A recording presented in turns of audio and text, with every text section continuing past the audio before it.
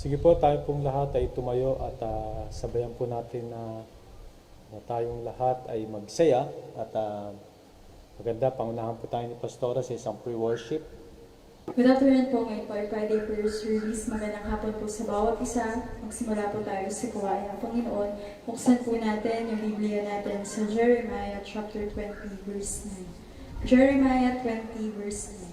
Ngunit kung sabihin ko, nilimutin ko si Yahweh at di nasasambitin ang kanyang pangalan, para namang apoy na naglalagablab sa aking puso ang iyong mga salita, apoy na nakakulong sa aking mga buto. Hindi ko na kayang pigilin ito, hirap na akong magpigil. Kilala po natin si Jeremiah bilang prophet of God po. Sabihin, yung mga propeta ng Panginoon, sila yung nagpapahayag po ng salita ng Panginoon. Sabi niya, tinangka niya na limutin or wag nang sambitin yung salita ng Panginoon. Pero sabi niya dito, para yung apoy na naglalagablab sa kanyang puso. Dapat niyang ipahayag, dapat niyang gawin.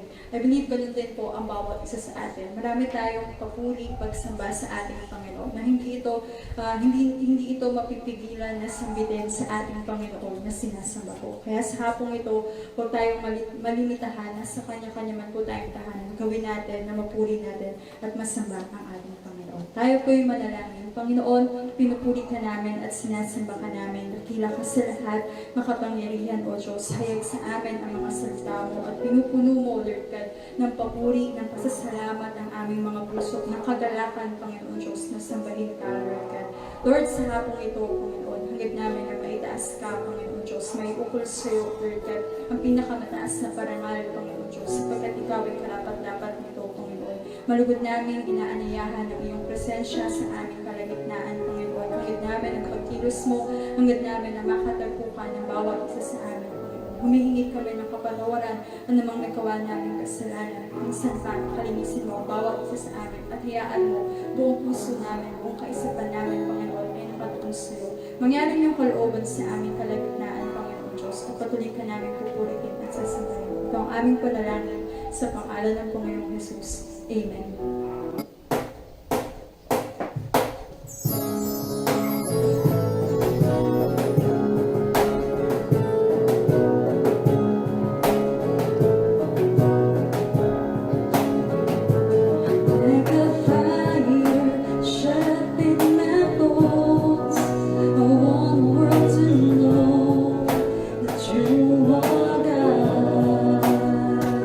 With a passion, my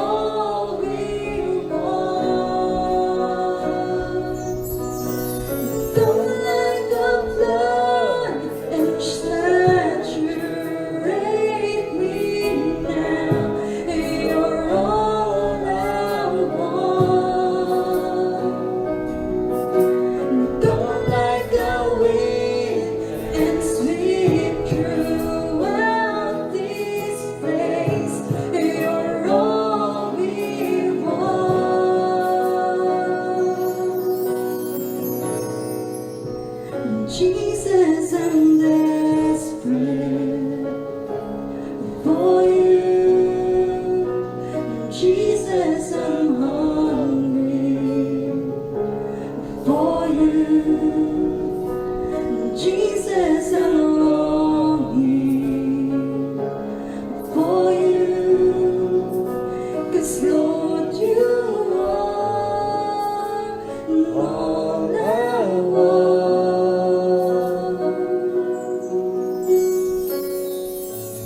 Sige po, palakpakan natin ang ating Panginoon.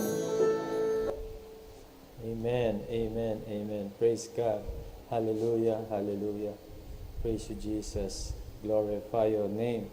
Hallelujah. Mabuti po ba ang Diyos? Amen. Sige po, tayo po makakupo and be in the presence of the Lord. At ang ganda na lahat tayo ay makapagpuri, makasamba, at tunay nga na ang Diyos ay dakila sa lahat. Amen po ba? So, nothing to worry. Wala tayong dapat ipangamba. At dahil tayo nasa Panginoon at maganda lahat tayo ay maging magsaya at maging aktibo, maging instant. So, yun po yung yun po yung nangyari kay tinuro natin nakaraan kay Elijah, no? Na kung saan ay sumunod siya ng todo sa Panginoon. So napakaganda ng mga topic na pinag-aaralan natin, no? Especially yung faith and prayer na yan. So sabi ko nga sa inyo, tuloy-tuloy lang tayo sa ating pag-aaral at may mga sinasabihan nga ako mga kaibigan na panoorin nyo lang pag Wednesday kasi yung faith na yan ay hindi po yung ordinary, yung faith na kung saan ay may 4 na kategorya na sometimes magpe-pay tayo dahil may gusto natin, magpe-pay tayo dahil affected tayo ng mga tao. Yun lang ang base ng faith natin. Isang faith natin nagde-depende sa ganda na smooth ang dating, no? O kaya nagpe-pay tayo dahil sa ang ating sarili ay napaka-peaceful, pero hindi po yun ang basis ng faith talaga. Ang base po ng faith is the Word of God. Amen po ba? Dito po galing salita ng Diyos, the impressions ng Holy Spirit sa atin. So yun po yung base ng faith natin, no? Huwag tayo magpe-faith na para bukas gusto nating ito mangyayari. Hindi po ganun ang basis ng faith. Tandaan po natin yan. So, umattend pa kayo pag Wednesday. No? Huwag natin sayangin yung mga oras na yun. So, marami pong nanonood na bago ngayon na nakikita ko na note kayo every Wednesday. Bible study po natin yon at pag-aaralan natin about yung faith, the deeper teaching of faith dahil importante po sa atin yan. Amen po ba? So, napakaganda. Para lalo tayong makita natin yung faith ni Elijah talagang pag sinabi ng Lord, akin yung word of God na yan. Wala nang doubt yan. Wala nang question dyan. No? Kompletong aayusin yan. Sabi nga dun active, instant, complete, no questions.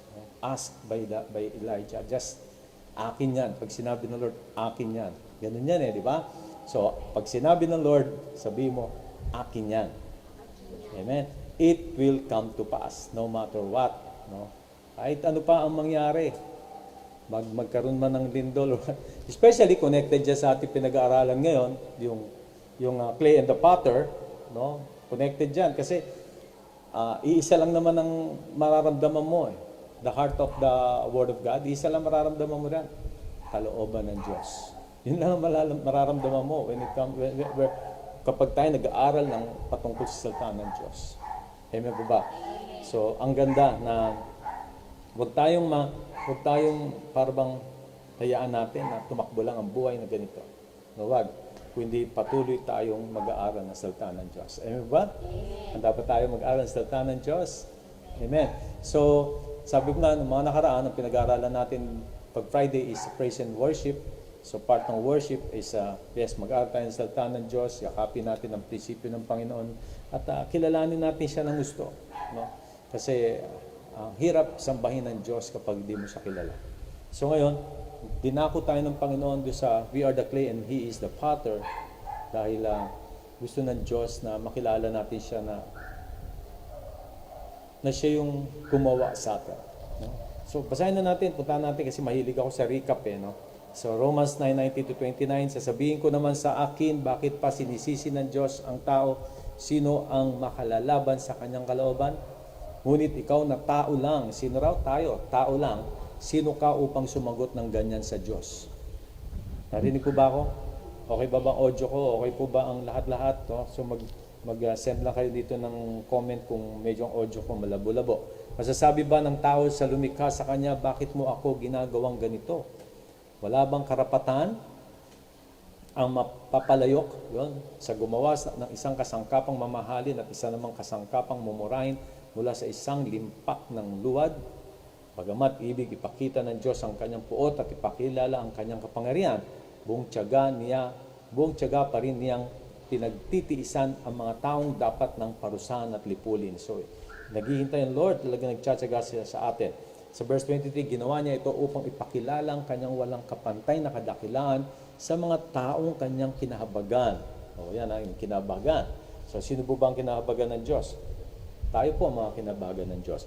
Na noong una pa, inihanda na niya para sa kalwalatian niya. So, tapos na po, hinanda niya na para sa kalwalatian niya. No, God foreknew. Nandiyan na po lahat yan. No?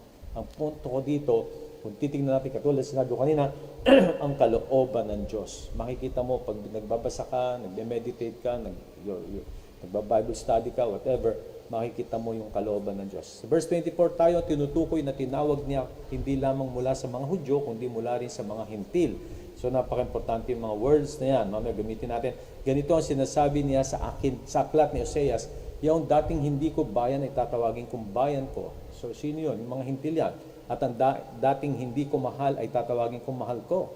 Dati hindi niya mahal ang mga Hintil, pero mahal niya ang mga Hintil ngayon. At ang pinagsabihan, kayo hindi ko bayan ay tatawagin mga anak ng Diyos na buhay. Dati kasi ang talagang pinili ng Diyos ang bayang Israel. Yun ang gusto niya Wala tayong magagawa. Yun ang plano niya. May plano siya at napakagandang napunta rin naman ang kalooban ng Diyos, ang pagmamahal ng Diyos, ang pag-ibig niya. Sa atin napunta din. So wag tayong sabihin mo sa katabi mo, wag kang mainggit No? So anyway, wala talagang dapat ikainggit kasi nasa kamay tayo lahat ng Diyos. Palakpakan natin ang Panginoon. No? So, ito naman ang pinahayag ni Isaiah tungkol sa Israel. Kahit na maging kasindami ng buhangin sa dagat ang bilang ng mga anak ni Israel, kaunti lamang sa kanila maliligtas. That's what we call the remnant. No? Pero hindi pa natin tatalakay niya sapagkat mahigpit at mabilis na gaganapin ng Panginoon ang kanyang hatol sa daigdig. Si Isaiah din na nagsabi kung ang Panginoong may kapangyarihan ay hindi nag-iiwan ng ilan sa ating lipi, tayo sa anin naging gaya ng Sodoma at naging tulad ng Gomora. So hindi masyado nating tatalakayin yung parte na yan, pero ang gusto kong makita natin ang pagliligtas ng Diyos sa lahat-lahat sa atin sa pagtatapos ng aking sa pag-aaral natin itong sa serie nito. Tandaan natin ang Diyos ang makapangyarihan sa lahat. Sino ba makapangyarihan sa lahat? Ang Diyos na lumikha ng langit at lupa, ang Panginoong Hesus na bumaba rito sa lupa at ang pinadalang banal na Espiritu para manahan sa ating puso. Yan ay nag-iisang Diyos sa tatlong persona. Diyos Ama, Diyos Anak, Diyos Espiritu Santo. He is sovereign. Siya ay makapangyarihan sa lahat. Amen po ba? Amen. Kung pinili niya si Isaac at hindi si Ismael, wala tayong magagawa. Pinili niya Israel, wala tayong magagawa. Hindi ang Pilipinas ang pinili niya, wala tayong magagawa. Ito ay tungkol sa kanyang banal na awa at biyaya, alinsunod sa kanyang sovereignty. So, it means, sa kalooban niya, sa kagustuhan niya.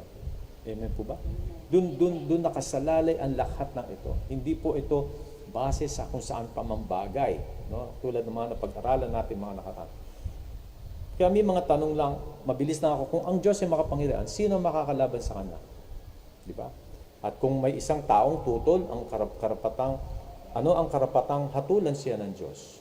No? Titignan mo yung mga tanong, naawa ang Diyos kay Moises, dapat hinatulan niya si Paraon. Ito ba'y makatarungan? Gusto ng Diyos yun? Naawa siya kay Moses? At kung titignan, hinatulan niya si Paraon? No? Hinirang ng Diyos ang Israel, dapat tinanggihan ng Ehipto. Ito ba'y makatarungan din? Lahat ba'y makatarungan niya? Yes. Ngunit bakit? No? Pwede natin tanungin. Dahil siya ay Diyos na makapangyarihan at gusto niya itong gawin. Amen po ba? Amen. As simple as that. Kung gusto niya ito, wala kang magawa. Because He is our Father, and we are His clay.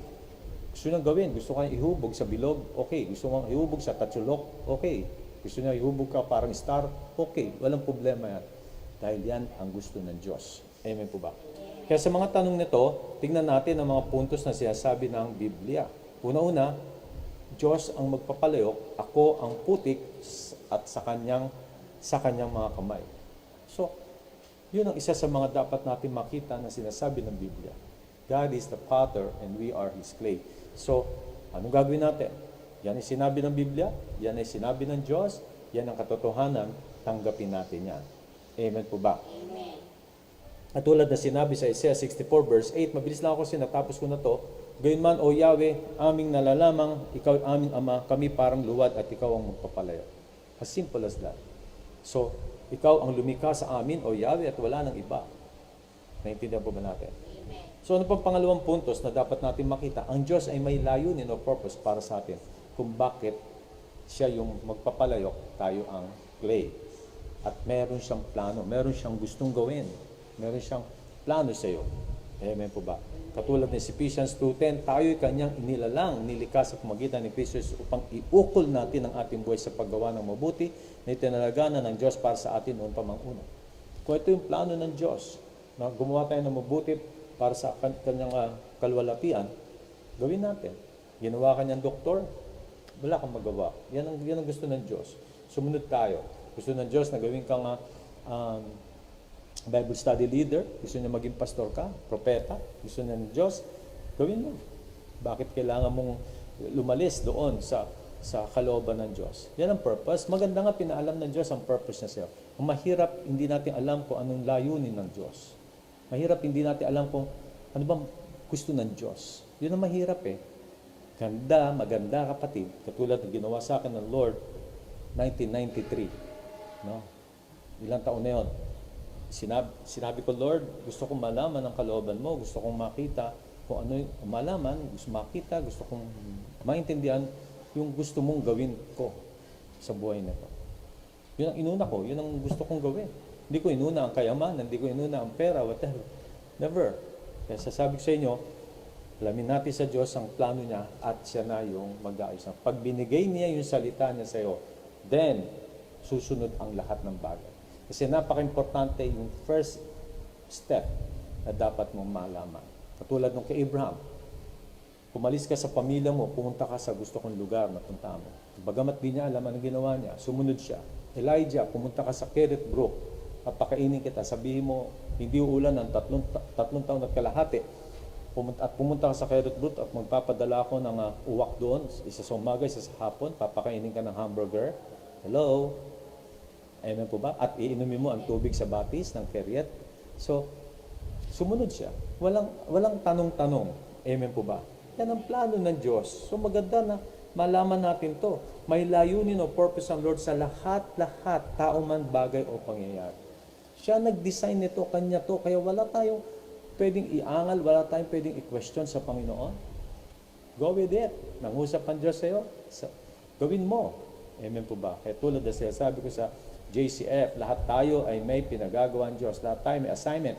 All we have to do is what? Alamin natin. Tanungin natin. Lord, ano ba ang purpose ko? Bakit mo ako tinawag?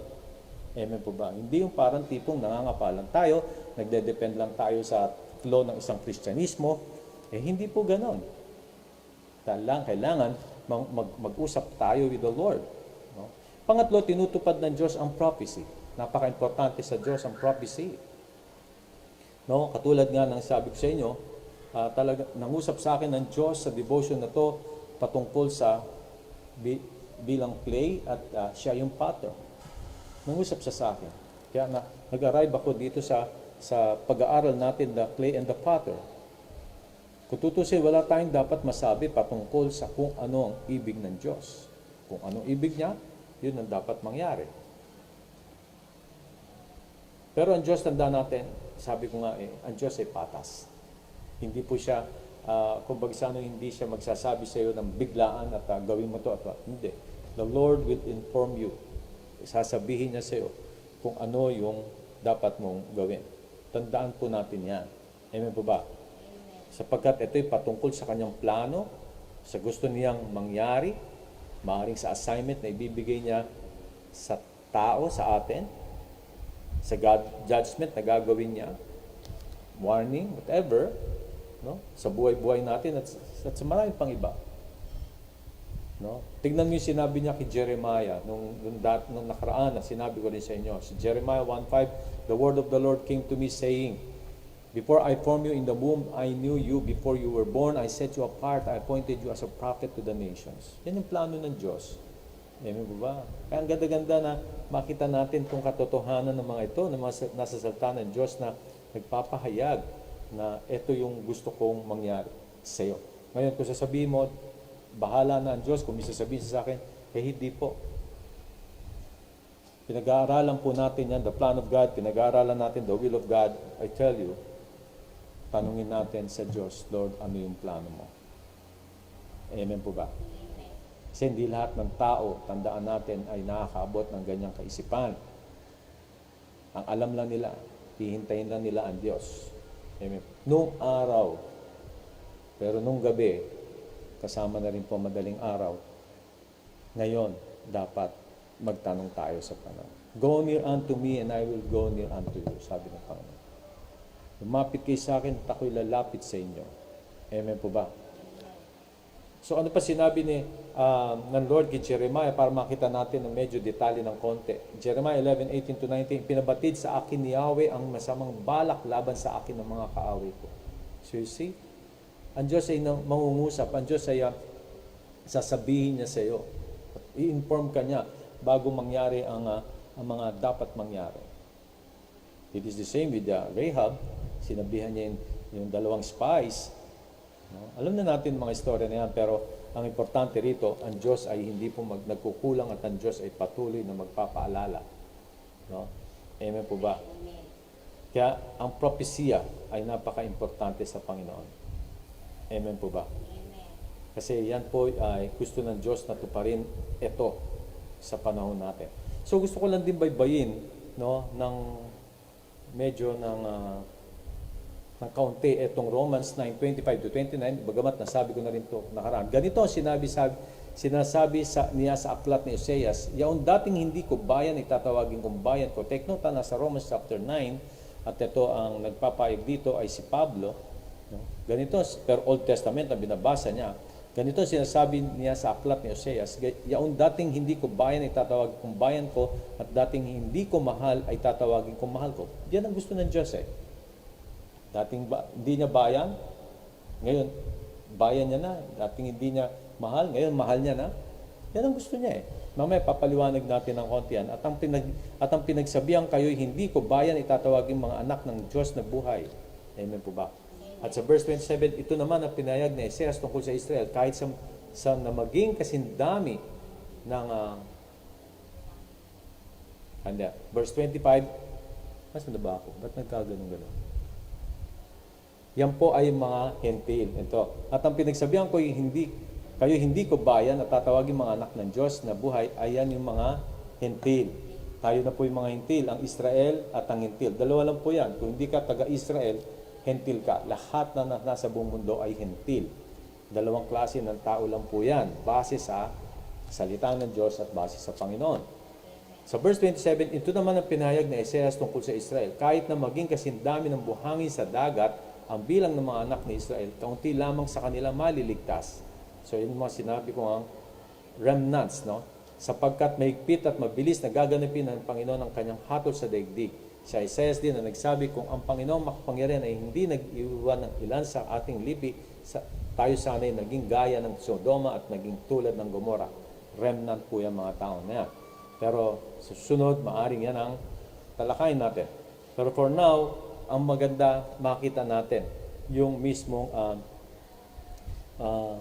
na gusto ng Lord na tuparin sa kanyang salita, no? Kasi napakahalaga sa kanya itong salita niya, itong prophecy. Gusto niyang gaganapin niya to. Hindi to mapapabayaan, hindi to mawawaglit ng Diyos. Amen po ba? Tandaan natin, maganda na makita natin yung ano nangyari sa Israel at paano nakuha ng paano nangyari na ang mga hentil ay yan ang naging iniibig ng Diyos at kinalulugdan as well as ginawa niyang bayan. So kung titignan natin sa Hosea 2:23, sa panahon ding iyon ay babalik ko ang mga Israelita sa kanilang lupain at kahabagan ko siya di kinahabagan sapagkat sasabihin ko kay di ko bayan, ikaw ang bayan ko at tutugon naman siya, ikaw ang aking Diyos. So ito yung mga hentil na sinasabi ko. Dating hindi niya kinahabagan ay kakahabagan niya na. Ito ang isang pahayag na nagsasabing tatalikod ang Diyos sa mga Hudyo at tatawagin ang mga hentil bilang kanyang mga mahal sa buhay. So ang point ko dito, gusto ko lang maipakita na dati pinili niya Israel bilang bayan niya, hindi ang mga hentil. Ang kinahabagan niya ang Israel, ang minamahal niya Israel, hindi ang mga hentil. Pero dumating yung time na kinamumuhian niya ang Israel, hindi niya kinahabagan ang Israel dahil sa anong ginawa ng mga Israelites. Mamaya sabihin ko rin, dahil sa pagsamba nila sa mga Diyos-Diyosan. Lumayo sila sa Panginoon. Ngayon, dumating yung time na ang Diyos ay parang fed up na doon sa Israel. Kaya yung mga bayang hindi niya kinahabagan ay kakahabagan niya na. At yung bayang hindi niya minamahal ay mamahalin niya na. Yan ang mga hentil. So in short, pumunta sa Gentile para ipakita ang prophecy ay masusunod. Amen po ba? Amen. Dahil ang gusto ng Panginoon, no? Yan ang disenyo niya, yan ang sinabi niya, yan ay matutupad. Kaya ang Israel, kung titignan natin, bagamat matigas ang puso nila, akala nila sila pa rin ang favorite o sila pa rin ang kinahabagan at minamahal ng Diyos. Lahat ng tao ngayon ay kinakahabagan at minamahal ng Diyos. Pero yung prophecy, yung sinasabi ng Diyos ay matutupad talaga. Alam mo, sa pag-aaral ko niyan, umabot ako hanggang doon sa millennial reign ng Panginoon. At nakita ko na ang Israel ay talagang tutuparin pa rin niya yung sinabi niya sa Israel. So anyway, mahaba po yan. Malalim na ng mga pag-aaral, pero kung titingnan natin, kung ano yung ibig ng Diyos, gagawin niya. Amen po ba? Bagamat maaring hindi tayo sang-ayon, maaring ayaw natin yung mga bagay na yon, pero sabihin ko sa iyo, dapat gustuhin natin. Unang-una, alamin lang natin at gustuhin natin yung gusto ng Diyos. Amen po ba? Amen. Katulad ng pandemic na to, no? Sino ba may gusto nito? Wala. Pero kung ito, at naniniwala ko, this is part of the prophecy, gagawin ng Diyos yan. Ipapakita ng Panginoon na kung ano ang nasusulat, mangyayari at mangyayari. Ang point ko lamang din dito, kung meron siya sinabi sa iyo, tayuan mo yun. At gagawin ng Panginoon yun. Ang importante lang dito, alamin mo kung ano yung gusto ng Diyos para sa buhay mo. Lagi kong idinidiin yan, church. Amen po ba? JCF, lagi kong idinidiin yan. Makipag-usap tayo sa Panginoon. Pumunta ka sa inner room mo, tanungin mo ang Panginoon, Panginoon, ano ang plano mo sa buhay ko? Huwag mong sabihin na, di ba ang plano ng Diyos mag-share ng gospel? Tama. That is a general will ng Lord. General yun, sinasabi ko. Di ba plano ng Diyos, manalangin ako? Tama. Pero general will, lahat tayo gagawin yun. Lahat tayo mag-share ng Word of God. Lahat tayo mananalangin. Lahat tayo magde-devotion. Lahat tayo magsiservice. Lahat yun. Pero yung sinasabi ko, ano ka? Katulad ng isang college student, pagtapos niya ng high school, ano ang dapat niyang kuning kurso? Ilalagay yan ng Panginoon sa puso mo. Kasi tingnan mo, hindi lahat tayo doktor. Naniniwala ba tayo sa sinasabi ko? Hindi tayo lahat pulis. Diba? Hindi tayo lahat dentista. Hindi tayo lahat pastor. Pero kung alam mo yung sinasabi ng Diyos sa iyo, napakaganda. At yun ay sakto na alam mo at ginaganap mo. Naintindihan po ba natin? Naintindihan po ba natin? So, ito po yung magandang maintindihan natin dito sa pag-aaral natin ng salita ng Diyos. Kung bubuksan natin, para lalo natin maintindihan itong mga hintil at ang mga Hudyo, ito yung plano ng Diyos. Sinabi rin ni Pablo, sinabi ng Diyos kay Pablo sa Ephesians 3 verse 1 to 6, dahil dito akong si Pablo na nabilanggo ni Kristo Jesus alang-alang sa inyong mga hintil ay dumadalangin sa Diyos. Marahil naman nabalitaan na ninyong dahil sa kagandaang loob ng Diyos ay pinagkatiwala niya sa akin ang tungkuling ito para sa inyong kapakinabangan.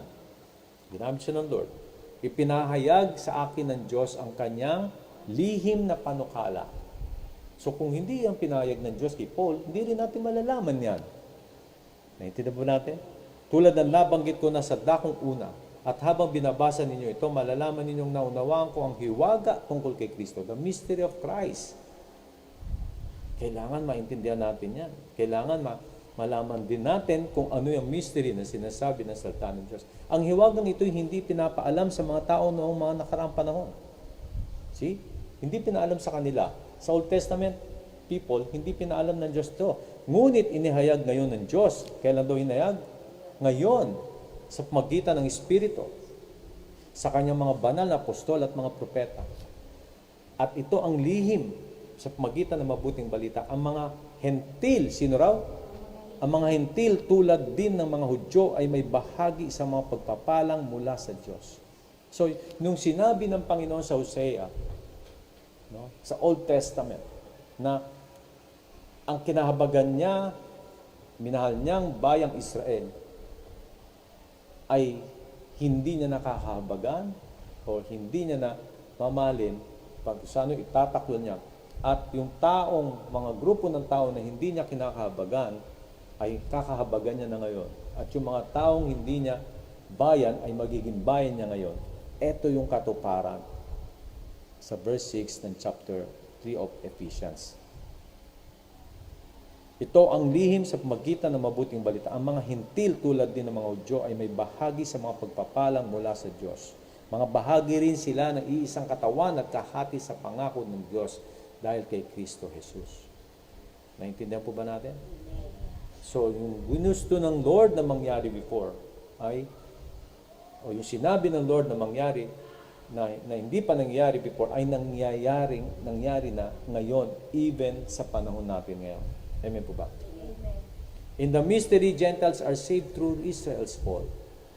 Sa kagawan, na-save ang mga hentil. Tayo, na-save tayo dahil sa kagagawan ng Israel.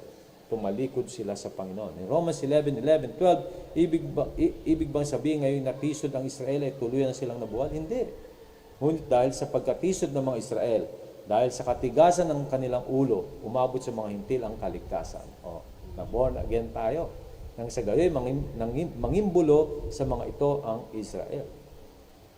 Ngayon, kung ang paglabag ng mga ito ay naging isang pagpapala sa sanlibutan at kanilang pagkabigo ay nakabuti sa mga hentil, gaano pa kaya ang pagbabalik loob nilang lahat? Ang pinopoint ko rito, brothers and sisters, ito po yung kalooban ng Diyos. Naintindihan po ba natin? Kalooban ng Diyos. Israel is spiritually blinded in the mystery program. No, naging bulag sila doon sa saan? Sa hiwaga na plano ng Diyos na mangyari. Dahil may plano siya. In Romans 11:25, mga kapatid, may isang hiwaga na ibig kong malaman ninyo para hindi maging mataas ang palagay ninyo sa inyong sarili. Sa tayo daw, para hindi rin tayo maging mayabang. Ang pagmamatigas ng bayang Israel ay pansamantala, hindi panghabang panahon. Ito'y tatagal lamang hanggang sa makalapit sa Diyos ang kabuang bilang ng mga hentil. So, pinahayag din sa atin ng Panginoon. At si Pablo, ni-reveal niya rin ang mystery dito sa Colossians. Sa Colossians 1:25-27, ako'y naging lingkod nito nang hirangin ako ng Diyos upang ipahayag sa inyo ang kanyang salita. Hinirang niya ako upang lubusang ihayag sa inyo ang hiwaga ng mahabang panahon na lihim sa maraming salit-saling lahi. Ngunit kayo inihayag sa kanyang mga anak. 27, ito maganda, inibig ng Diyos na ihayag sa lahat ng tao ang dakila at kamanghamanghang hiwagang ito. Ito ang hiwaga, sumainyo si Kristo at dahil dito'y nagkaroon kayo ng pag-asang makapiling ng Diyos doon sa kalwalatian. Palakpakan natin ang Panginoon. Ano ibig sabihin? Totoo ang sinabi ng Panginoon sa Old Testament. The prophecy fulfilled. Sa papanong paraan, dahil sa ang Israel ay tumalikod sa Diyos. At nabuksan ang pintuan para sa ating mga hintil. At tayo ngayon ay na bigyan ng kaligtasan. Isa to sa mga sinasabi kong tinutupad ng Diyos ang prophecy. Kaya, ang prophecy ay para sa atin. Ang naniniwala sa prophecy, ang sabi ng Biblia, ay pagpapalain. Ang hindi naniniwala sa prophecy ay wala sa kanya pagpapala ng Diyos. As simple as that. Dapat, bilang anak ng Diyos, kung ano ang sinasabi ng salita ng Diyos, yakapin na natin ito. Amen po ba? Sapagkat ang prophecy ay nasa salita ng Diyos. In short, kung gusto natin na maging tumaas ang ating pananampalataya at kung gusto natin na tayong lahat ay maging kalugod-lugod sa Diyos at ipakita at makita natin na ang Diyos ay totoo sa kanyang salita, that we are the clay and He is the potter, napakaganda na tayo ay kalmante, tayo ay kampante, our confidence is the Lord, our confidence is the Word, na hindi tayo maliligaw, na hindi tayo pwedeng lokohin ng mga tao, lalo-lalo na sa time ngayon, maraming false teachers na nagkakalat sa palipaligid. Sasabihin nila sila yung Kristo, sasabihin nila sila yung hello, hindi tayo pwedeng lokohin. Amen po ba? So, kung babalikan lang natin ang book of Hosea para maintindihan natin ito. Kasi, nag-prophesy ang Lord kay Hosea. Tignan mo parang nakakaawa ang lagay ni Hosea dito. Kasi siya ay, sabi ng Lord ay, mag-asawa ka ng isang prostitute. Ikaw kapatid, okay ba sa'yo mag-asawa ka ng prostitute? Ha? Mamimili ka lang, prostitute pa. Pero dahil lang ang gusto ng Diyos. Pastor talaga? Oy, kasi hindi ka nagbabasa ng Bible kaya hindi mo alam. Gusto pala ng Diyos yun. Basahin mo yung Bible. Hello? Hello? So, basahin mo yung Bible. Hello? Yun ang mahirap dito kasi nagbabasa. Kaya minsan nagugulat tayo. Talaga? Bakit ganon? Kala ko Diyos siya. Masamang babae yun. Bakit? Tapos ibibigay niya pa sa propeta niya. Oh, you see? Yan ang sinasabi ko. We are the clay and He is the potter. Gusto niya yun Anong gagawin mo? Kung gusto ng Diyos, mapangasawa mo, malaki tiyan. Anong gagawin mo? Gusto ng Diyos yun. Po ba? Kung ang gusto ng Diyos, mapangasawa mo ay mas maliit pa sa'yo. Anong gagawin mo kung gusto ng Diyos? Kung gusto ng Diyos, mapangasawa mo, gwapo. Hindi wala kang magagawa. Gusto ng Diyos yun. Naintindihan ba natin? Kasi Hosea, kung titingnan natin, parang, Lord, unfair naman yun. Nuulit ko, hindi po unfair yon. May plano ang Diyos. Gusto ba natin sumunod sa Diyos? Amen. Kung ano yung ibig niya, gagawin ba natin? Amen. Kaya nga sinasabi ko sa inyo, yan ang ganda kapag alam natin who is the clay and who is the potter. Sino yung clay? Tayo. Sino yung potter? Ang Diyos. Ang gusto ng Diyos, ito. Anong gagawin mo? Sumunod. Amen po ba? Amen. So, paano natin malalaman ang kalooban ng Diyos? Mag-aral na salita ng Diyos. Manood kayo ng FB Live ng JCF, Wednesday, Fridays, and Sundays. Amen po ba? Amen. Hindi yung puro kay TikTok. TikTok na naman, Pastor. Naubos ang oras nyo dyan. No? Oras na, ito, isang oras lang to. Oh my get. At marami tayong matututunan. At masaya natin gagawin ang kalooban ng Diyos. Kapag dating ng Panginoon, hindi tayo maiiwan. Kundi patuloy tayong pararanasan natin yung salita at yung kabutihan ng Panginoon. Palakpakan muna natin ang Panginoon. So, tignan natin paano tinupad ng Diyos ang prophecy. No? So, Hosea 1, verse 2 to 9, basahin natin. Nang unang kausapin ni Yahweh ang Israel sa pamagitan ni Hoseas, ang wika ni Yahweh, tignan mo Mag-asawa ka ng isang masamang babae. Isipin mo, Hosea, halika rito. Mag-asawa ka ng isang patotot. Oh, paano ngayon? Patotot sa Tagalog is prostitute. Mag-asawa ka ng isang prostitute. Isang masamang babae. Lord, kawawa naman ako. Ang sama ng masamang babae, pangangasawain ko. Ano ba yan? Ano ba mangyayari sa lahi ko? May ba? Hello?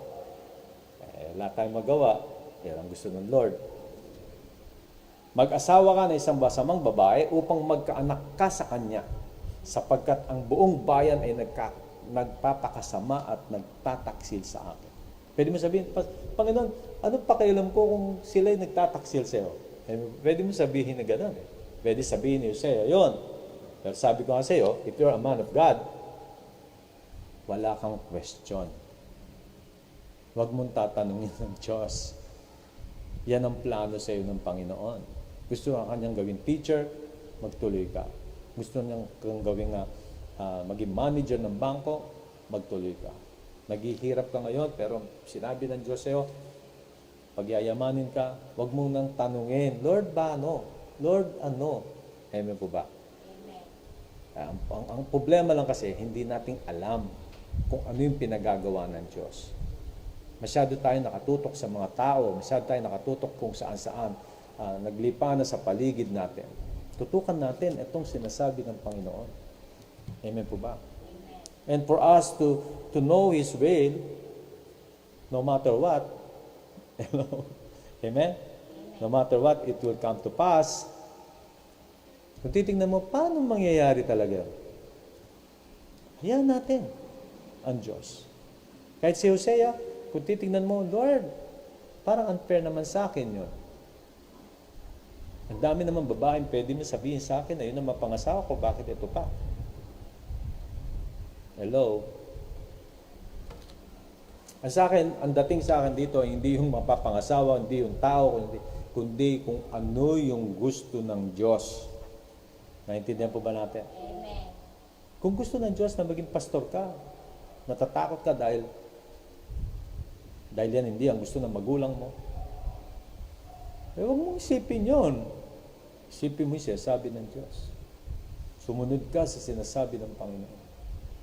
Dahil tandaan mo, darating ang time na yon, haharap tayo sa Diyos at tatanungin, Anak, nagawa mo ba yung pinagawa ko sa'yo? Then sabihin mo, Lord, kasi natakot ako sa magulang. Lord, kasi isusumpa ako ng pamilya ko. Lord, wala kaming pera at that time. Lord, di ba? Siya may-ari ng lahat. Kaya nga sabi ko sa inyo, pinag-aaralan natin, we are the clay. Tayo ang luwad na putik na clay. Siya yung magpapalayo. Sinabi niya sa iyo, ano raw? Sinabi niya sa iyo. Gawin mo. Hindi mo na kailangan mag-question. Kung sasabihin mong, Lord, wala kaming pera. Wala kang pera. Ang Diyos na makapangyarihan sa lahat na nagsasabi siyang gawin mo to. Naintindihan ba natin? Amen. Ang problema, ito, madami kasi tayong problema eh. Gusto ko isa-isayin, kaya lang hahaba tayo. Hindi natin kasi alam kung ano yung pinagagawa ng Diyos. Una-una, hindi rin natin kilala yung Diyos na pinaglilingkuran natin. Masyado tayo nakatutok sa reliyon. Masyado tayo nakatutok sa sinasabi ng tao. Masyado tayo nakatutok sa kilos ng mundo, trending. Masyado tayong nakadepende sa ganda ng mundong ito. Yes, maganda dahil kinrate ng Lord ang mundo, pero hindi yan ang pattern of life. Ang pattern of life natin is the Word of God. Kung ano sinasabi ng Diyos, saan tayo kasi nakikinig sa mga tao? Kung anong gusto ng tao. Amen po ba? Amen. Ituloy ko sa verse 3, tumalima naman si Hoseas. Ano yung tumalima? Sumunod. At napangasawa niya si Gomer. Palagi yan na nasa bulong-bulungan niya si Gomer. Tumalima naman si Hoseas at napangasawa niya si Gomer na anak ni Diblaim. Di nagtagal ang babae naglihi at nanganak ng isang lalaki. Jezreel ang ipapangalan mo sa bata. Lalaki yan. Sabi ni Yahweh, sapagkat ipaghihiganti ko ang dugong ibinubo ni Jezreel. Hindi na magtatagal at parurusahan ko ang sambahayan ni Jehu at wawakasan ang kaharian ng Israel. Paliwanag ko mamaya yan. No? Verse 5, sa araw na yaon ay palulupig ko sa kaaway ang Israel doon sa kapatagan ng Jezreel. Naglihing muli. Ano raw? Naglihing muli ang asawa ni Osias at isang babae naman ang naging anak. Tawagin mo siyang di kinahabagan.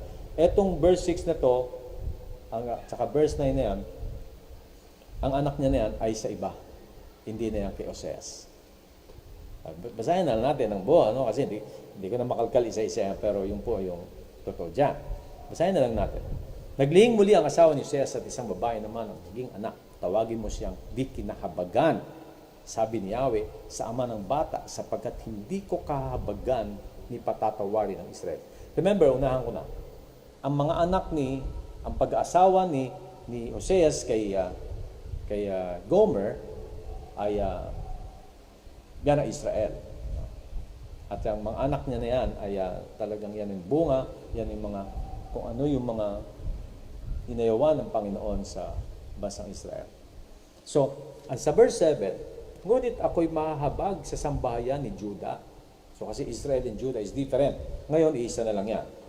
Ililigtas ko sila hindi sa pamagitan ng pana, tabak, digma, mga kabayo at mga kabayo, kundi sa sarili kong kapangyarihan. It is not by might, it's not by power, but by my Holy Spirit, says the Lord. Sa verse 8, nang maawat na si di kinahabagan, naglihi uli ang asawa ni Hoseas at nagsilang na isang lalaki. Lalaki, babae, lalaki. At sinabi ni Yahweh, tawagin mo siyang di ko bayan, sapagkat kayo hindi ko na bayan at ako hindi na ninyo Diyos. That is Israel. Tanda natin, pinangalanan ni Hosea at ni Gomer ang unang nilang anak. Jezreel. Ang ibig sabihin, mga hukom ng Diyos. So verse Hosea 1:4, Jezreel ang ipangalan mo sa bata, sabi ni Yahweh, sapagkat ipaghihiganti ko ang dugong ibinubo ni Jezreel. Hindi na magtatagal at parurusahan ko ang sambahayan ni Jehu at wawakasan ang kaharian ng Israel. So, kung makikita natin dito, maraming tao o Israelites at that time, o yung darating na oras, because that is prophesied, pinopisayan, maraming Israelites ang mamamatay sa time na yan sa city ng Jezreel, na kung saan ang maraming idolatrous king ang dumaan doon. Alam nyo, mahilig kasi sila na sambahin ang mga Diyos-Diyosan. Yan ang tanda ng pagtalikod ng bansang Israel sa Diyos na makapangyarihan sa lahat. Mahilig silang gumaya sa takbo ng mundo. Nakita nila ang mga ganda na ginagawa ng ibang bansa katulad ng Egypt, ng Jordan, no? Ang mga taga-iba't ibang lugar. Nakita nila na sila ay nagsasaya dahil may Diyos sa harapan nila at yan ang kanilang sinasamba. At nangyayari pa dahil sa kanilang inggit, no? Sa kanilang nakikita sa mga iba't ibang lugar, sa iba't ibang bansa, pinapangasawa pa nila ang mga dayuhan. Imbis na ang pampangasawa nila ay sarili nilang bayan para manatili ang kanilang kabanalan sa harapan ng Diyos. Sila yan, no? Hindi ko sinasabing huwag tayo mag-asawa ng foreigner, di yun, wala yun. Ang pinupunto ko lang dito, masyado nating niyayakap ang takbo ng mundo. Kung i-relate ko sila ngayon. Masyado tayo sa TikTok. Masyado tayo kung ano yung anyaya ng mundo sa atin. Masyado tayong nagugulumihan, nagugustuhan ang takbo ng mundo. Kaya ang nangyari na time na yan, no? Ang Lord ay nasuya, nagagalit siya dahil sa pagsamba sa mga Diyos-Diyosan ng mga Israelite at that time. At doon, worship idols, na kung saan si Jehu ay marami siyang pinatay na tao during that Jezreel time o sa city ng Jezreel. Na talagang maraming nag-serve, maraming sumamba kay Baal at that time. Kaya yan ay, sabi niya nga, sapagkat ipagiganti ko ang dugong ibinubo sa Jezreel, hindi na magtatagal at parurusahan ko sambahayan ni Jehu at wawakasan ang kaharian ng Israel. Maraming pinatay na Israelite at that time, but because of idol worship. Kaya kapatid, yan ay sinasabing mga hukom ng Diyos. No? Yung anak na yan ay representasyon ng Diyos sa bayang Israel. Pangalawa, Gomer's children with other men. Pangalawang anak, Lo Ruhama, hindi ang aking mga tao. Kung titingnan natin, sa verse 6 of Hosea, chapter 1, naglihing muli ang asawa ni Hosea at isang babae naman na naging anak. Tawagin mo siyang di kinahabagan. Sabi ni Yahweh, o hindi ang aking mga tao. Sabi ni Yahweh sa ama ng bata, sapagkat hindi ko kahabagan ni patatawarin ang Israel. Nakuha ba natin? At kung para makita rin natin yung pangatlong anak ni Hoseas at ni Gomer, si Lo-ami, hindi ang aking mga mahal sa buhay. Hosea 1:8-9, nang maawat na si di kinahabagan, naglihi uli ang asawa ni Hoseas at nagsilang ng isang lalaki. At sinabi ni Yahweh, tawagin mo siyang di ko bayan sapagkat kayo'y hindi ko na bayan at ako'y hindi na ninyo Diyos. Take note of those words by the Lord. Amen po ba? Remember, prophesied yan. At yan ay nangyayari. At etong time na to, yung dalawang huling anak nila, na isang babae at isang lalaki, anak ni Gomer sa ibang lalaki, hindi kay Hoseas, nagpatuloy na dumagdag ng kasamaan ng Israel sa kanilang bayan. Patuloy sila sa paggawa ng masama. Ni halos hindi na nila tinignan ang Diyos na makapangyarihan sa lahat. Dahil sa patuloy nilang pagkakasala, kaya hindi na sila kinahabagan ng Panginoon. Kaya sabi ng Lord, di na sila kinahabagan, kaya di na rin sila bayan ng Diyos. Kaya patuloy na kasalanan. Kaya dumating ang panahon na ang Israel ay nireject na ng Lord.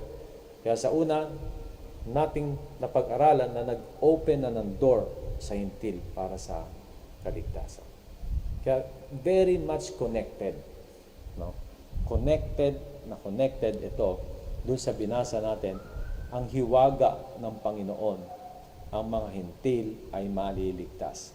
Ang mga hintil ay kasama na sa magiging bayan church ng Lord. Kaya ito, in time natin, ito yung church. We, the Gentiles, belong to the church of the Lord Jesus Christ. And even these Israelites, kailangan nilang pumasok o tanggapin si Jesus bilang Diyos at sariling tagapagligtas. Ganito po yun, kasimple. Dati, ang bayan ng Diyos ay pinili ng Diyos ay ang bayang Israel. At marami pong hentil. Diba? Ngayon, ang ginawa ng mga Israelites, sumamba sila sa mga Diyos-Diyosan, hindi nila sinamba ang Diyos na si Yahweh. Naintindihan ba natin? Sino sinamba nila? Ang mga Diyos-Diyosan.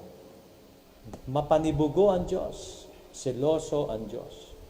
Kaya umalis siya, sinabi niya, hindi ko na kayo kinahabagan, hindi na kayo ang bayan ko, at ang aking hindi kinahabagan, dating wala siyang mercy dun sa mga tao na nasa paligid, mga hintil. Wala siyang pagmamahal sa mga tao dun sa mga hintil. Ngayon, sila ay minamahal ng Diyos, kinahabagan ng Diyos, at yung pagmamahal, lahat mahal ng Diyos. Pero yung kinahabagan at ginawa ng bayan ng Diyos ang hentil, hindi na ang Israel, ang hentil na. Tayo, na mga hintil. So dumating yung time na ito ay yung hula o yung prophecy ay mangyayari. Kaya ito yung hiwaga na sinasabi ni Pablo sa Ephesians at sa Colossians. Yung hiwaga na yan na hindi ni-reveal nung Old Testament, ngayon ay ni-reveal sa time ni Paul. Yan yung mystery of Christ na si Kristo bumaba para ialay ang kanyang buhay at tanggapin siya bilang Diyos at sariling tagapagligtas. At ang kaligtasan na ngayon yan ay hindi lamang sa mga Hudyo o sa Hentil, kundi para sa lahat. Naintindihan natin? Kaya ang mga Hudyo ngayon, huwag silang magmamalaki na sila lang ang maliligtas. Naintindihan natin? Amen. Tayo rin ay maliligtas. And this is the great mystery. Naintindihan natin? So lahat tayo, we belong now to the church. Yung tinatawag na Church of the Lord Jesus Christ. Kaya dun tayo magsasama-sama. Amen po ba? Amen. Si Hoseas, tandaan natin dito. Pero gusto kong ipasabihin sa bawat isa, pero hindi nangangahulugan na wala na lugar ang Israel sa habag ng Diyos as a whole, kundi iisang habag na ang mararanasan ng lahat ng tao. Yun explain ko kanina. Neither Jew nor Gentile, lahat ay nasa ilalim na ng grace of God, the death of our Lord Jesus Christ. Naintindihan ba natin? Amen. Si Kristo na ang sentro, wala nang Hudyo o Hentil. Hudyo o Grego, wala na. Iisa na lang po yan. Si Hoseas ay tapat at mahabang pagtitiis kay Gomer at dahil dito, ipinapakita nito kung gaano katagal nasa atin ang mahabang pagtitiis at tapat na Diyos. Isa po yan sa mga nirepresenta ni Hosea. Amen po ba? Kasi pag nakita natin, ang mga propeta ng Diyos ay talagang tatayuan ang Diyos. At makikita mo ang Diyos sa buhay na isang propeta. Kaya pag propeta ka, makikita ang buhay ng Diyos sa iyo. Kaya nga kung titignan natin, tinutupad ng Lord ang prophecy. At iyan ay isa sa mga gustong gawin ng Panginoon. Bilang potter sa kanyang luwad na putik o clay, ang gusto niya ang lahat ay maligtas. Kaya nga, God wants all men to be saved. In 1 Timothy 2:3-4, ito ang mabuti at nakalulugod sa Diyos na ating tagapagligtas. Na ang ibig ay maligtas ang lahat ng tao at makaalam ng katotohanan. And last verse, I believe, 2 Peter 3:9, ang Panginoon ay hindi nagpapabaya sa kanyang pangako tulad ng inaakala ng ilan. Hindi pa niya tinutupad ang pangakong iyon alang-alang sa atin. Hindi siya nagmamadali, no? Kung hindi gusto niya lahat tayo ay makatupad or makasunod. Binibigyan niya ng pagkakataon ng lahat na makapagsisi at makapagbalik loob sa Diyos sapagkat hindi niya nais na kayo'y mapahamak. So napakaganda ng salita ng Panginoon. Napakaganda na tunay nga ang habag ng Diyos ay nasa atin. At tunay nga na ang Diyos ay mabuti. Na tunay nga din na He is the potter at gusto niyang gawin ang clay, gawin niya ang luwad na putik sa isang maganda, maringal na gamit para sa kanyang karya. At ikaw yun, kapatid. Amen po ba? Amen. Gusto niyang patunayan na ang prophecy ay tutuparin niya. Amen po ba? Amen. Isasagawa niya. Kaya kung meron siyang sinabi sa iyo, nulit ko, tutuparin ng Panginoon. Amen po ba? Kasi ang Diyos ay hindi po nagbabago, hindi po siya nagbibiro, at siya ay totoo. At hindi po siya sasabihin natin na pababayaan niya ang kanyang bayan. We are the church of the living Christ. At tunay nga nagmahal tayo ng Panginoon. Amen po ba? Amen. Kaya huwag tayo mag-question kung ano ang plano ng Diyos. Huwag nating baguhin, huwag nating pabayaan, huwag nating sirain, huwag nating wasakin. dahil lamang sa isang ah, mundo, dahil lamang sa ganda ng mundo, dahil lamang sa na-entice tayo ng mundong ito at talikuran ang sinasabi ng Panginoon, gagawin at gagawin ng Diyos. No matter what, it will come to pass. Amen? At mangyayari po talaga. Masaya po ba tayo? Amen, amen. Sige po, tayo po ay mananalangin at nandyan na po ba yung mga ating mga prayer request? So, maganda na puntahan natin yan. No? Panalangin natin yung mga prayer request ng ating mga kapatiran. So, nulit ko po, no? Na tayong lahat ay maging mapagmasid or mapagmasid tuloy. Kailangan nating lumapit sa Panginoon at pumunta tayo sa kwarto natin, manalangin tayo at sabihin natin, Lord, ano yung kalooban mo? Ano yung desire mo? So, wala pa daw yung ating prayer request. Hindi pa dumarating. Ano ba yun? Naharang or naharang tuloy, ano? So, Sister Michelle, wala pa daw yung prayer request. So, anyway, habang hinihintay niya, let's close our eyes please. At panalangin ko muna ang mga magaganda na yung magandang sinabi ng Panginoon na dapat tayo ay lumapit at maging kapart tayo ng sige, let's close our eyes please. At habang hinihintay natin yung send na prayer request sa atin at maganda na makita natin itong gusto ng Diyos. Hallelujah. Hallelujah. Praise you, Jesus. Glorify your name, Lord God. Hallelujah. Hallelujah. Lord, maraming po salamat, Panginoon Diyos, dahil tunay nga na Ikaw ang dakila sa lahat. You are the pattern, we are the clay. Tala mo, Panginoon Diyos, ang buhay namin. Lord, I pray in the name of Jesus Christ, Lord, ipuin mo yung mga anak. Mangusap ka sa kanila. Sabihin mo yung plano mo, yung gusto mo, yung desire mo. Lord, kung paano mo kinausap si Hosea, kung paano mo kinausap si Elijah, si Moses, maging si Abraham, lahat po, mga man of God. Ganun din po, Father God, in Jesus' name, in your presence, mangusap ka sa bawat isa sa amin. Sabihin mo yung plano mo, yung gusto mo, yung assignments namin, Panginoon Diyos. Upang ito ay magawa namin. Ito'y maganap, ito'y mapangyari. At napakasaya, Panginoon Diyos, na malaman namin ito. No matter what, it will come to pass. Kahit ano pa ang mangyari, Panginoon Diyos, dahil ito'y sinabi mo, ito'y magaganap at mangyayari.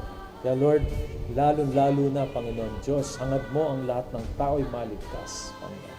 Hangad mo ang bawat nilalang mo ay makilala ka, tanggapin ka nila bilang Diyos at sariling tagapagligtas. Kapatid, kung nakikita mo na hindi ka pa nakakatanggap sa Panginoon at hindi mo pa natatanggap ang Panginoong Isus bilang Diyos sa sarili mong tagapagligtas, napakaganda na lumapit tayo sa Diyos sa isang panalangin at ipapanalangin kita at tanggapin natin siya bilang Diyos sa sariling tagapagligtas.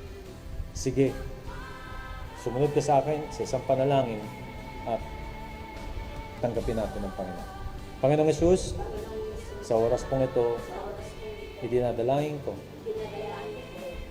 patawarin mo ako sa mga kasalanan. Tinatanggap kita bilang Diyos at sariling tagapagligtas ng buhay ko. Isulat mo po ang pangalan ko sa aklat ng buhay. At ikaw ang Diyos at sariling tagapagligtas ng buhay ko. Maraming salamat. Mag-ari ka sa akin. Simula ngayon hanggang magpakailanman. Sa pangalan ni Jesus. Amen. Amen. Amen. Amen. At maganda na tuloy natin na ipag-pray ito ang mga prayer request ng mga kapatiran.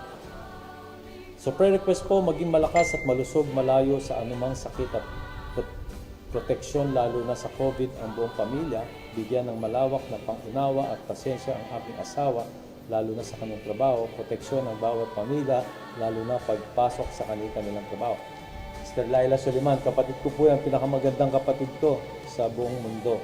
So, pag-pray po natin, wisdom, knowledge, Elijah, exam, Elijah, peace, love, joy, unity among subordinates, praise for JCF Church, ang pinakamamahal kong asawa, na Lurocha. Pag-pray niyo po yan natin. Si Elijah, exam po siya, this week, this coming week. Strong immune system, home business, Philip ko. No? Kapatid po, Sister Malu, healing for elbow injury, favor for other documents, for Doc Alex, pag-pray po natin, Sister Catherine Reliama, na maayos na po yung mga papel na yan, at healing po sa kanyang elbow injury. Healing shoulder pain, final resolution for land claim, Sister Josephine Sakilayan, kapatid din po ni Sister Malu, na nasa Norway po siya, nanonood po siya ngayon.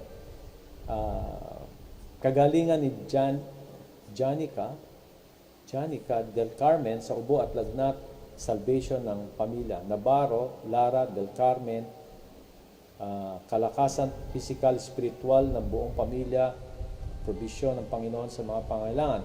Sister Titane, Florced Frida Navarro, pag-pray po natin yan. Prayer request ko po, kagaling sa pananakit ng katawan. Kagalingan sa pananakit ng katawan, panlalamig ng buong katawan, at paninilaw po, knowledge, wisdom sa 3 anak ko na nag-aaral. Sister Tina Raimundo. So, pag-pray po natin lahat siya, no? Healing. Prayer request, magkaroon ng kagutuman at kauhawan sa salita ng Diyos ang aking pamilya, provision and protection ng family, physical, spiritual strength ng pamilya. Sister Susan Del Rosario. This week, magkikita-kita tayo. Okay. Kagalingan sa sipon at pananakit ng likod ni Tatay Narding. Sister Lani Makashev. So, nasa Pangasinan po ata sila. Makauwing ligtas at maayos na paglalakbay ni Jericho. Narding Makashev. Pauwi pala si Brother Jericho. Pag-pray po natin. Prayer request po, strength po sa work. Alain Osina. So, pag-pray natin Sister Alain. Prayer request po, protection ng spiritual strength and more customer. Sister Gina Roquero. Meron na po silang store dyan sa may Fairview at nabuksan na po ang isa sa mga mall doon sa Sister Gina. Prayer request, pag-alabin ang aming mga puso sa pananampalataya, magkaroon ng kagutuman sa Word of God, continuous healing po at protection po sa buong pamilya. Sister Jane Ogama, so pag-pray po natin siya. No? Protection sa family and provision, good health. Sister Heidi Abela, and healing sa sipon at ubo. Risa del Sipon, ubo, Risa del Rosario. Pag-pray po natin yan. So napakabuti ng Diyos at manalangin po tayo sa lahat ng ating mga narinig na at one thing, no, pinagpipray po natin yan everyday, no, from starting po ng Monday to Sunday po yan, pinagpipray natin yan. So let's pray. Lord, marami po salamat sa oras pong ito at tinataas ko ang mga panalangin ng mga kapatiran o Diyos na banal. Tunay nga na ikaw makapangyarihan sa lahat. Narinig mo na ang lahat na ito. Sabi mo nga, hindi pa namin sinasabi, alam mo na ito. Because you're an all-knowing God. Alam mo lahat ng bagay, alam mo, hindi pa na sinisilang, alam mo na lahat yan ay ipapanalangin namin. Kaya Lord, marami po salamat. Ganun mo, kaibig-ibig ang bawat isa na gusto mo, Panginoon Diyos, na marinig ang mga panalangin ito na nagbubuhat sa puso ng bawat anak mo, Panginoon. Kaya Lord, tinataas ko ang anumang panalangin ito man ay sa financial, ito man ay sa spiritual, ito man sa physical, even healing over their bodies, oh God. Lord, thank you. Dahil kami pinagaling mo na 2,000 years ago, and I speak healing over their bodies, Lord, in the name of Jesus Christ. Mga paperworks, lahat po ng kailangan sa mga papeles na dapat maayos, Lord God. Thank you, Lord. Favor, Lord God, na ito'y maayos na in the name of Jesus Christ. And as well as, Lord God, sa mga activities ng bawat isa, ito man ay sa bahay, sa trabaho, sa negosyo, pagpalain mo ang lahat ng ito, Panginoon Diyos, dahil ikaw mapagpalang Diyos na hindi mo, Lord, pinapayagan o pinababayaan yung mga anak na mapariwara o dahil lamang sa sa ikabubuhay, Lord God, ito ay mahihirapan, kundi Lord God, gusto mong bigyan ng solusyon ang lahat ng problema ng mga anak. Dahil sabi mo nga, in this world we will face many troubles, but take heart, I have overcome the world. Lord, taas mo ang pananampalataya ng mga anak. Tulungan mo ang bawat isa na ang pananampalatayang ito, Panginoon Diyos, ay tumaas pa, na lalo kaming maniwala, lalo kaming magbasa, faith cometh by hearing, hearing by your word. Lord, sa pamagitan nito, Panginoon Diyos, itaas mo ang aming pananampalataya at maniwala at manampalataya kami that we may believe in your word. So Lord God, you said that if we believe, we will see the glory of God. Lord, maraming po salamat sa lahat ng ito at naniniwala ako, Panginoon Diyos, ito'y tapos na, ito'y naganap na dahil ang kalooban mo ay nasa puso ng mga anak. Maraming po salamat. Pagpalain mo yung mga anak for your glory, for your glory. We thank you, Lord. We love you in Jesus' name. Amen, amen. Palakpakan natin ang Panginoon.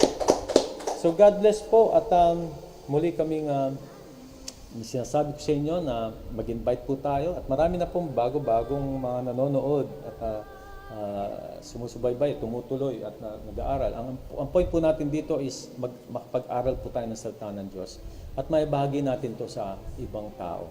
Sa mga kaibigan natin, sa mga loved ones natin, sa mga relatives natin, no? Sikapin natin na invite sila. Wednesdays, Fridays, and Sundays. So kung mag-open na po tayo, no? MGCQ, yes. Mag-pray tayo ng lugar. So please, pag-pray po natin yung lugar kung saan tayo magkikita-kita. Amen? Para mag-share tayo. Amen. Pero pinagpapala po ba tayo ng Lord dito sa FB Live? Yes, pinagpapala tayo. So patuloy lang po tayo. Sunday, magkita po tayo.